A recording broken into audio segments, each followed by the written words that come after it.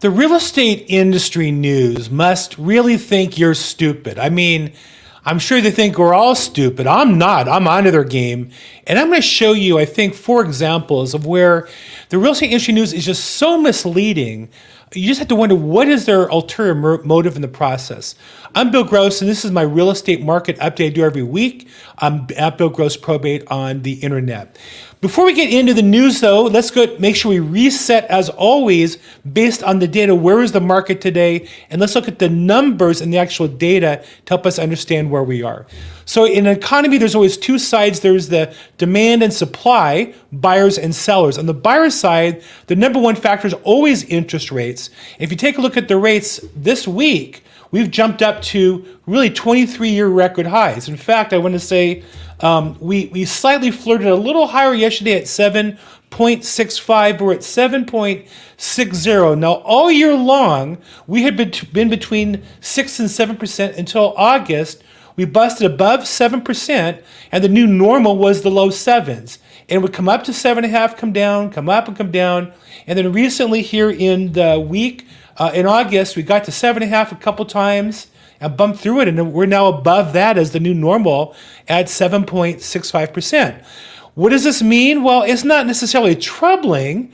It doesn't necessarily mean rates are going up. They went up. They might continue. I don't really predict the future. I more look at the data in front of us. But I will say, if you're in escrow and your lender says they locked in your rate, make sure it's in writing, make sure you clear conditions, and close on time. Because most lenders that locked in 30 days ago or longer cannot offer that same rate today. And on the seller side, you don't want your buyer to back out of the deal, get them locked in as well. Very important right now to be on top of that. Now that's on the interest rates, which is the demand side or buyer side. What is the side on the seller side? Well, the most prominent statistic is inventory. How many sellers really want to sell a house? So when you look at this, let's split up a little bit.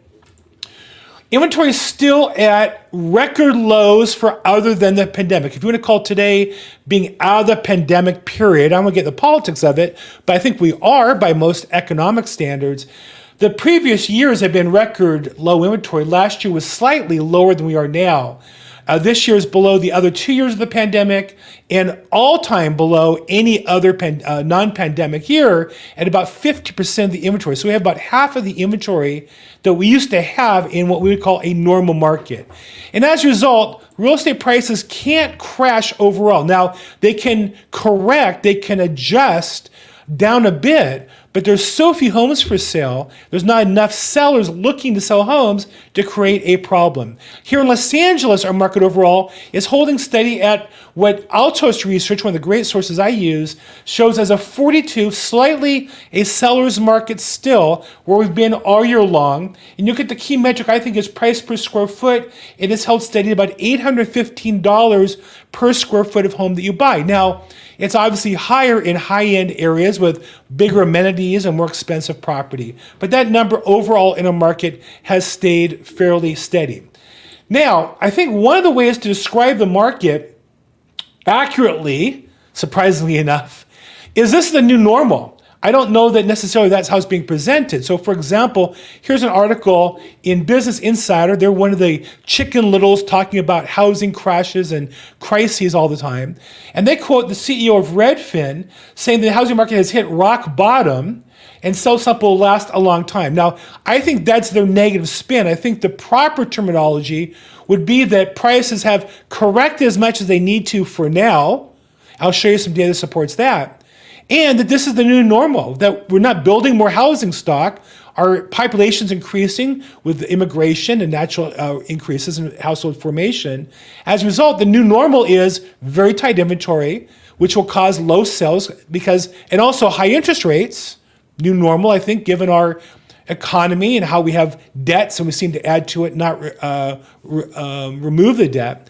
And as a result, if rates stay high, sellers with low rates will be hesitant to move. People only move that need to. So I would say this is just the new normal, and we need to adjust to it. Like a lot of businesses, They were different during the pandemic. Streaming services were red hot and delivery services red hot. And those things are changing as the economy is adjusting to what I would call overall the new normal. Now, in terms of bad graphs, here's one that really caught my eye. Wolf Street is a well-regarded real estate blog. And they talk about the housing bubble. And this is what I'm going to show you as the misleading nature of graphs. So you look at this graph that they talk about a housing bubble, and it looks so scary. I mean, look how much prices went up. And, what happens, what goes up must come down, you would think. Well, not necessarily. If you have inflation, it's kind of like blowing air in a balloon. It only goes bigger and bigger. Now, maybe at some point it pops. That's the nature of a balloon, but is it going to pop? Don't know. Don't see that in this graph. But the thing that's misleading, take a look at this graph. You'll see on the left side, this is their housing index. So they're saying is housing prices that were at 100, I think 1978 is their baseline, but whatever it is, now are at 320. But because the graph only goes from 100 to 320, it compresses the data. In reality, this number should go, because it could go down to zero, housing prices could go less than 1978, theoretically, and they go up 100%. They could, go up 10 times where they were. This graph, I think, artificially compresses the data because it's 100 to 320, or a total range of 220 instead of 1,000, is 5 times more exaggerated. Now that's getting a little complicated in math, but take a look at the next graph they show. This one's just San Francisco, but when you just lay it as plus minus, you'll see that this whole housing bubble, which is this, is really a correction that's pretty minor. In fact, if you take this correction out of this form here, you'll see that we ran up a lot during the last couple of years, and now we're giving some of it back. So this is, they mislabeled, they mislabeled the graph here. This is 2020. Oh, there it is, 2023. Yeah, so they just gave back some of the pandemic period that ran up, not even all of it. But look at all these years of solid. Is this normal? Are they saying that this 10-year period was abnormal? I don't think so. They're not presenting a data that says that. And again, this graph is so limited in range to exaggerate it that it cuts off the bottom. This should probably go down to 50 or 100. Again, that would de-emphasize the variances by a factor of 2 or 4. But that won't be as dramatic when you read it. And so, again, the data, the same data can be accurate laid on an inaccurate graph will be misleading. Another source is, bad source this week, is Mansion Global. Their headline is, home buyers are chasing affordability, as if that's a bad thing. It's coming at a risk. Ooh, it's a risk. What's the risk? They're chasing affordability. So think about it. People are moving so they can afford a house instead of staying where they are. So maybe the example here would be better to stay in Los Angeles where it's expensive and rent than move to another state where you can afford to buy, maybe Nevada or Arizona or Texas, which are top destinations. And that says the top 5 destinations are exposed to extreme heat. Well, people are willing to move out of California to Texas, it looks like, or Arizona. Hurricanes and other weather events. That's the risk. Now, think about that. I live in California. I'm a native Angelino. I've only lived in California and Florida my entire life. I love the weather. I wouldn't move anywhere else. I pay a premium to live here. But many people can't. I have many friends who moved to buy a home, a beautiful home, a home that would cost 5 times what my home is worth in those other markets, on an acre, 2 acres for the kids to play and dogs to run around and all that. But they do have their hurricane risks in Florida. Not that my friends have been hit by hurricane, but they're aware of them. And the heat is hotter in Florida and Texas for sure. But to say that's a risk, I might think it's a trade-off. It just seems that's a pretty harsh way to put why people are moving. The thing that's also interesting is nobody ever sells their home of beachfront property. They're not worried about hurricanes there in Florida, in California, and Malibu and such. So that was, I think, misleading. Another trick that they pay is try to get you to subscribe. And this one is, I think, a cute one. This is Market Watch. There are lottery winners in America's housing market, according to Zillow's chief economist. Ooh, lottery winners. That sounds enticing. I'd like to know who it is. Oh, but I can't unless I am willing to either register and they can bombard me with spam, or I can pay. Well, there is a website I use called 12foot where you can take a copy and paste the address and put it in theirs and see what's behind the paywall. Who are the lottery winners? The lottery winners are, the housing market stands about one group's advantageous position. Who are those people? Those are people who are selling and trading down. So what they're saying in the article is, this is just such nonsense, that people own houses the last few years profit tremendously. True. And the ones who are benefiting are ones who are selling that house and buying a smaller house. Was that true? Because if housing is still going up at 5% a year, housing could be a great hedge against inflation. And so now you're going to trade in your lottery winnings and blow it on a smaller house rather than keeping the equity in the home and profiting. But I don't know that that really justifies being behind a paywall. Normally a paywall would be some sort of detailed analysis that they have some expertise in. Here they're just taking Zillow's article, repackaging it, and charging you to find the paywall to see it. I find that's crazy. Another one, this was disappointing. You know, I'm a firm believer in estate planning. I literally interview estate planning attorneys every week. Yesterday on my Probate Weekly show, probateweekly.com if you want to come in, episodes.probateweekly if you want to see the past episodes, shameless plug. I think anybody who owns a house should have an estate plan. Anybody who has kids should have an estate plan and more other as well. So I'm a big advocate of it. So I was really excited when I saw the Motley Fool, who I thought was about education.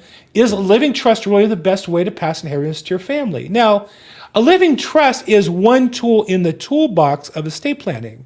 And it's a very commonly used piece, one that I use and I recommend for many people.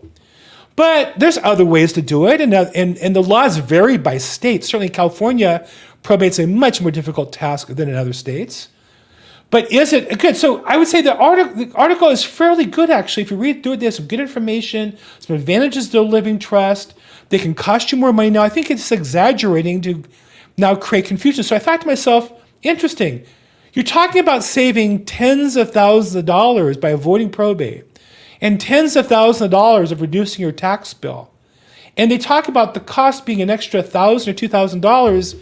To me, it's just very confusing. Why would you want to confuse your reader at that point? Because right away, and they say, well, you need expert advice, and then wham, same font, looks like the same article. Here's a credit card, clickbait trap. You go right from reading about this, oh, that's interesting, thinking ahead brings peace of mind, knowing responsibly planned for, blah, blah, blah. And then boom, here's our credit card experts. And notice expert advice makes the best choice about living trusts. And they use credit card experts as the clickbait to get you to look into buying their top-rated credit card. And I'm all for getting, good credit card rebates. I use cashback myself to keep it simple. But really, somebody who's thinking about getting living trust should finish that thought before they get distracted by credit card clickbait, I think. I don't know. The worst of all, if I didn't put him in the headline this week because I do get some feedback that I bang on Redfin too much. But I have to tell you, I feel like as an old girlfriend, when they started with good research, I was so impressed with Redfin.